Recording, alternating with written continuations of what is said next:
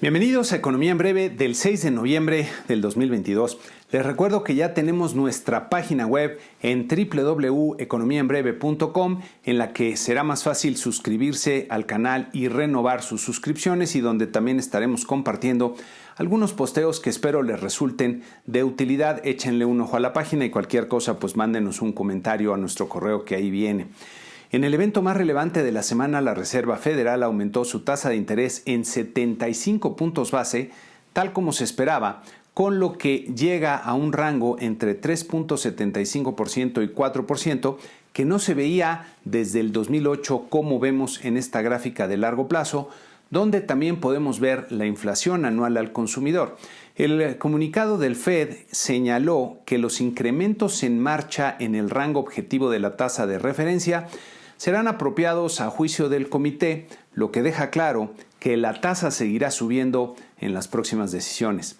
Sin embargo, una nueva oración del comunicado generó algunas interpretaciones, diría, demasiado alegres en los mercados, que querían ver próximo el fin del ciclo de alza en las tasas de interés. Dice el comunicado que para determinar el ritmo de los futuros incrementos en el rango objetivo, el comité tomará en cuenta el apretamiento acumulado en la política monetaria y los rezagos con los que afecta la economía, entre otras cosas. Me parece que la Reserva Federal sí está abriendo la puerta a incrementos más modestos a los 75 puntos base de aumentos realizados en las decisiones más recientes, pero de ahí a pensar que está cerca el fin del ciclo de alza hay un gran trecho.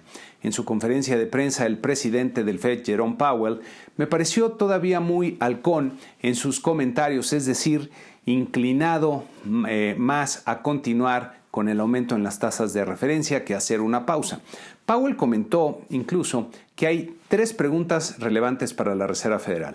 La primera es a qué ritmo subir la tasa de interés, la segunda es hasta dónde subirla y la tercera es por cuánto tiempo. La primera pregunta se ha respondido en los hechos con un ritmo acelerado de incremento que no habíamos visto en décadas. La segunda y la tercera todavía no tienen respuesta, ya que esto dependerá fundamentalmente de que la inflación comience a descender, lo que por lo pronto se ve difícil con las cifras más recientes. Powell mencionó, como en otras ocasiones, que la experiencia del pasado es que la Reserva Federal se ha equivocado más por dejar de apretar de forma prematura que por seguir apretando de forma excesiva, dejando ver que están más bien decididos a mantener las tasas suficientemente elevadas por el tiempo que sea necesario hasta que se compruebe el descenso sostenible de la inflación. Powell también dijo que es muy prematuro comenzar a hablar del momento para hacer una pausa.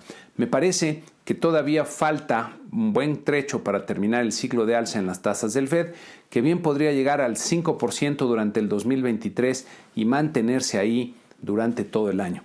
Habrá que tener esto especialmente en cuenta porque en los próximos meses iremos viendo los efectos de las mayores tasas, primero sobre los mercados financieros y después sobre el resto de la economía.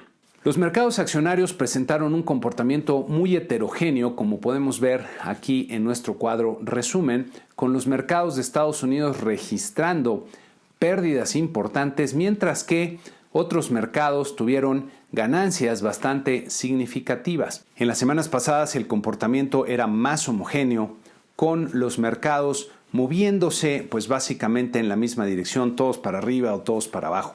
Como dice la canción, nuestro promedio de 10 mercados avanzó 0.5% en la semana, con vaivenes importantes, como vemos aquí en esta gráfica.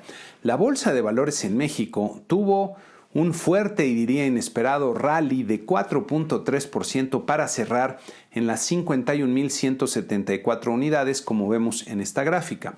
Si vemos un horizonte de tiempo un poco más largo, podemos notar la fortaleza del aumento de las últimas semanas, que podría ser el proverbial rally de fin de año. Este tipo de repunte es difícil de explicar en un entorno en el que vienen más aumentos en las tasas de interés en Estados Unidos y en México. El entorno geopolítico se está complicando. Hay visos de recesión próxima en Estados Unidos y posiblemente en México, y tenemos una tensión creciente que es cada vez más evidente entre el gobierno de López Obrador y el gobierno de Estados Unidos. El rally de la bolsa podría explicarse si los inversionistas estuvieran anticipando que está próximo el fin del ciclo de alza en las tasas de interés, que el crecimiento económico será más fuerte a lo esperado, que los conflictos comerciales con Estados Unidos pues no tendrán ninguna consecuencia, se resolverán favorablemente y que terminará imperando la lógica económica en las decisiones del gobierno para aprovechar la oportunidad que representa la reconstrucción de las cadenas de suministro que tiene que hacer Estados Unidos. Otra explicación más simple es que los precios de las acciones se habían ajustado tanto en los primeros meses del año que varios inversionistas encontraron valor suficiente para tomar posiciones, valor en las emisoras, no tanto valor en las decisiones. Desde luego, el futuro es impredecible por definición, pero las inversiones implican tomar apuestas y luego de un rally tan fuerte como el que hemos visto, creo que lo más prudente sería tomar utilidades, sobre todo para los inversionistas que hayan entrado hace un par de semanas, poco más. El tipo de cambio presentó también un comportamiento, diría, altamente inusual, apreciándose 1.4% en la semana para terminar en los 19.52 pesos por dólar. En esta gráfica de mayor plazo podemos ver el desempeño del tipo de cambio, alcanzando niveles parecidos a los de mediados de año y principios del 2021. Los movimientos de corto plazo del tipo de cambio son usualmente difíciles de explicar con alguna razón económica, especialmente por lo que ya comentamos respecto a la bolsa de valores hace unos momentos. Lo que es un hecho es que los inversionistas internacionales, que son los que al final del día mueven el valor del peso en los mercados internacionales, tomaron posiciones importantes en pesos mexicanos, posiblemente cubriendo posiciones en otros mercados emergentes o pensando que la Reserva Federal puede estar cerca de finalizar su ciclo de alza en las tasas y esto implica una menor fortaleza del dólar estadounidense. Cabe recordar que la volatilidad elevada en los mercados financieros se presenta cuando hay dificultades para identificar el curso que tendrán las variables más importantes y determinantes de la economía y es en ambos sentidos, es decir, hacia arriba o hacia abajo, y se tienen entonces giros abruptos cuando las expectativas de los inversionistas no se validan en los hechos. Ya veremos cómo marchan las cosas, pero en mi opinión continuaremos viendo volatilidad elevada en los mercados financieros y habrá que estar muy atentos a los acontecimientos y actuar con mucha prudencia. En el caso del peso mexicano, estos niveles son nuevamente buenos para hacer posiciones en dólares, no solo como principio de diversificación, sino porque el upside, es decir, el espacio para que el tipo de cambio suba, parece mucho más amplio que el espacio para que siga bajando ante la gran cantidad de cosas que no se están haciendo bien, lamentablemente, en nuestro país. Por cierto, hablando de este tipo de cosas, la oficina del representante comercial de Estados Unidos publicó este comunicado luego de la reunión virtual que sostuvieron la embajadora Tai de los Estados Unidos con la nueva secretaria de Economía de México, Raquel Buenrostro. Lo que no se está haciendo bien es que el gobierno de López Obrador está insistiendo en una política energética anacrónica que además de ser costosa para el país, contraviene lo acordado por México en el marco del TEMEC, generando fricciones contraproducentes con nuestros principales clientes y aliados.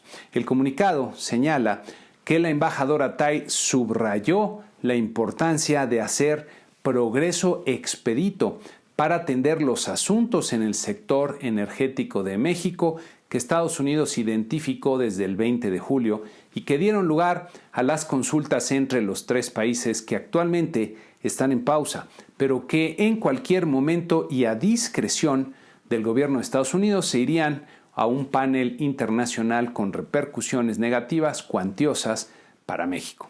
Lo que menos necesitamos para el 2023, que luce para ser otro año especialmente complicado y muy posiblemente de recesión, es tener un conflicto comercial con nuestro principal socio comercial, que es Estados Unidos. Continuando con Estados Unidos, el reporte de empleo del mes de octubre siguió presentando buenos resultados que confirman un mercado laboral apretado, Por un lado, la tasa de desempleo aumentó un poco, de 3.5 a 3.7%, quedando apenas por arriba del 3.6% previsto por el mercado, aunque como vemos en esta gráfica sigue muy cerca de los niveles más bajos de los últimos años. Por otro lado, las nóminas no agrícolas aumentaron en 261,000 empleos, lo que resultó por arriba de los 210,000 previstos por el mercado, y hay que tomar en cuenta que el dato de septiembre se revisó fuertemente al alza de 263,000 a 315,000 empleos. Las remuneraciones medias por hora aumentaron 0.4% en el mes, superando el 0.3% que se anticipaba, y como vemos aquí, manteniendo la nueva tendencia de alza más acelerada del 2021 a la fecha. No obstante, a tasa anual comienza a dibujarse una tendencia descendente, como vemos en esta gráfica, lo que en parte diría es un efecto óptico por la elevada base de comparación del año pasado, cuando en octubre aumentó 0.6%. Estos resultados confirman que el mercado laboral se mantiene muy dinámico, lo que inclina la balanza a nuevos incrementos importantes en la tasa de referencia de la Reserva Federal, aunque los mercados parecen estar descontando que el siguiente aumento podría ya ser menor, tal vez de 50 puntos base. Pasando a México, el INEGI dio a conocer su avance del Producto Interno Bruto del tercer trimestre, el famoso PIB. Recordemos que el PIB representa el valor monetario de la suma de todos los bienes y servicios producidos al interior de México. El tercer trimestre registró un fuerte crecimiento de 1.0% real respecto al segundo trimestre del año, que equivale a una tasa anualizada de 4.1%.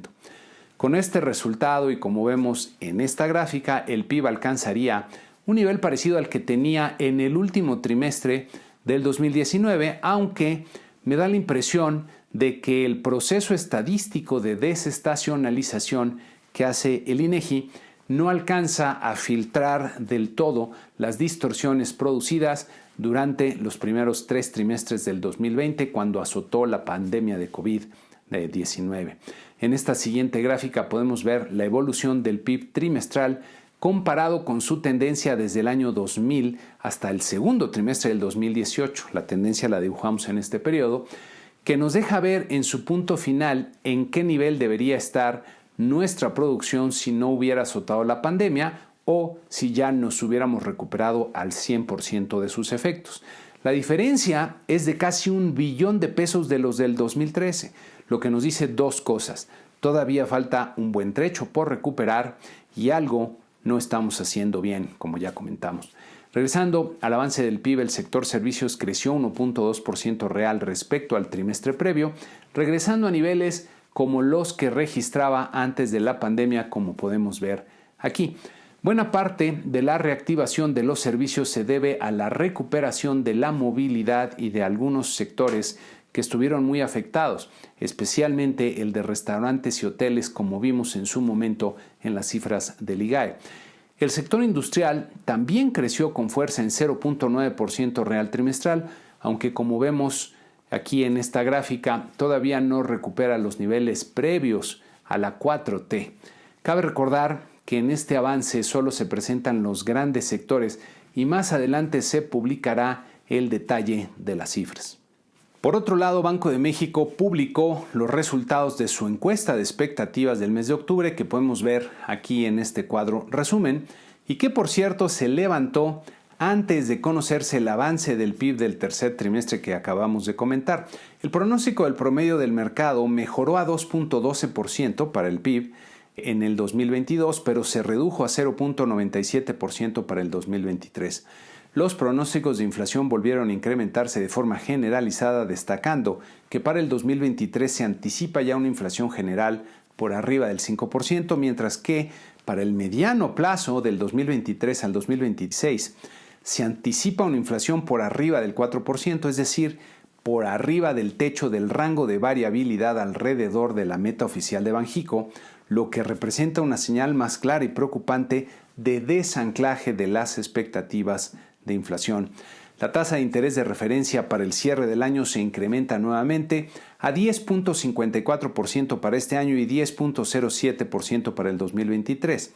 Esto último me parece muy optimista, ya que la inflación todavía no da señales de haber cambiado de tendencia y con las expectativas de inflación de mediano plazo desancladas, habría que esperar que la tasa de interés se mantenga elevada por más tiempo antes de comenzar a descender.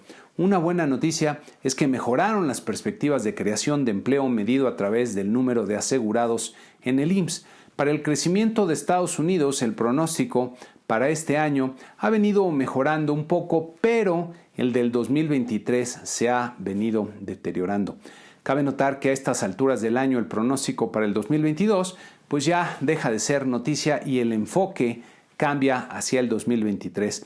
Las perspectivas del clima de negocios para los próximos 6 meses se deterioraron y lucen bastante mal, con una gran mayoría de analistas anticipando que habrá un deterioro en este clima de negocios. También la coyuntura actual para invertir se percibe como mala por parte de la gran mayoría de los analistas encuestados, como podemos ver aquí. Por otro lado, el flujo de remesas de dinero que mandan los mexicanos trabajando en el exterior a sus familias en México alcanzó $5,000 millones en septiembre, lo que sigue siendo un monto muy elevado, pero es el menor de los últimos 5 meses que ha observado este indicador. Sería prematuro decir que esto puede ser ya una señal de enfriamiento en la economía de Estados Unidos, pero habrá que ver cómo evoluciona, ya que hay varias señales que apuntan hacia una recesión en el vecino del norte. El monto promedio de las remesas quedó ligeramente por debajo de los $400 por segundo mes consecutivo, como vemos aquí en esta gráfica, mientras que el número de remesas quedó debajo de los 13 millones respecto a lo que habíamos visto en los 2 meses previos. El financiamiento de la banca comercial presentó un comportamiento variado, ya que el destinado a empresas y personas físicas con actividad empresarial, aquí en las barritas color naranja, se mantuvo básicamente estancado por 5º mes consecutivo, mientras que los renglones destinados al consumo en la línea clara y a la vivienda en la línea oscura siguieron avanzando, aunque lo hicieron de forma gradual. Al interior del crédito al consumo, solo el destinado a la compra de automóviles se mantuvo estancado, mientras que en tarjeta de crédito o en créditos personales o de nómina se registraron avances, como podemos ver aquí. El indicador IMEF manufacturero mostró un ligero declive en el mes de octubre, quedando apenas por arriba del nivel de 50 puntos, que recordemos es el umbral que divide la zona de expansión de la zona de contracción, mientras que el indicador no manufacturero tuvo una mejoría marginal a un nivel de 51.8 puntos en terreno de expansión, por lo que se mantiene el dinamismo en estos indicadores. Diría que fue un buen resultado el que nos da el indicador IMEF. En el entorno político, el Congreso actual estuvo muy activo con decisiones controversiales. Primero, la Cámara de Diputados aprobó en lo general cambios a la Ley de Responsabilidad Hacendaria para que la Secretaría de Hacienda pueda realizar aportaciones en activos financieros al Fondo de Estabilización de los Ingresos Presupuestarios.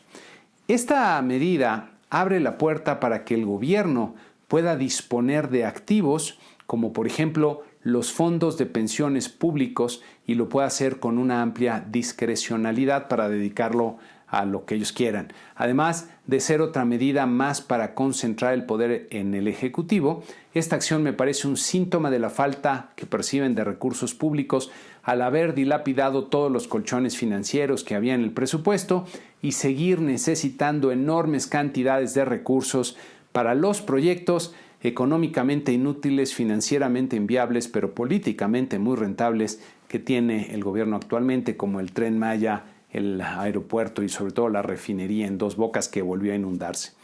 En otra decisión que llama la atención, el Senado aprobó duplicar los días de vacaciones que por ley se le otorgarán a los trabajadores. Esta es una de esas medidas que se toman para colgarse medallas políticas, pero que terminan teniendo efectos negativos sobre el bienestar de las personas. Lo que no se dan cuenta los legisladores, en este caso los senadores, es que los negocios que producen los bienes y servicios que consumimos en el país y que generan los empleos para las personas que buscan un ingreso mediante su trabajo necesitan ser sostenibles, es decir, necesitan ser rentables. El problema es que cuando pensamos en negocios, usualmente nos imaginamos a las grandes empresas que cotizan en la bolsa, pero la gran mayoría de los negocios en el país son pequeños y con rentabilidades muy acotadas. Al aumentar el número de días de vacaciones por ley, esto merma la rentabilidad de los negocios y se encarece la creación de empleos formales. Como a muchos negocios simplemente no les dan las cuentas, pues no pueden generar empleos formales, lo que incrementa la informalidad, que es uno de los grandes problemas del país. Acabamos con más problemas de los que teníamos. Con este tipo de medidas que suenan bien, pero producen efectos nocivos, no se puede generar prosperidad. Un ejemplo que me pareció bastante claro para ilustrar este punto, lo leí por cierto en la columna de Enrique Quintana en El Financiero, que reflexionaba que si le preguntáramos a las personas si querían pagar impuestos, la respuesta mayoritaria y popular sería que no, pero no por eso sería la acción correcta a seguir. Me parece un muy buen ejemplo. En el entorno global me llamaron la atención varias noticias relacionadas con la invasión rusa a Ucrania. Por un lado, Rusia suspendió la movilización de ciudadanos para la guerra de Ucrania, mientras que, por otro lado, reanudó el acuerdo para sacar las exportaciones de grano de Ucrania luego de que hubiera una breve interrupción. Segundo, una nota de CNN que refiere que Corea del Norte está tratando de esconder el envío de municiones de artillería a Rusia, lo que los oficiales de inteligencia de Estados Unidos interpretan como una señal del deterioro que ha sufrido el ejército ruso y su arsenal con el efecto bélico desplegado en Ucrania.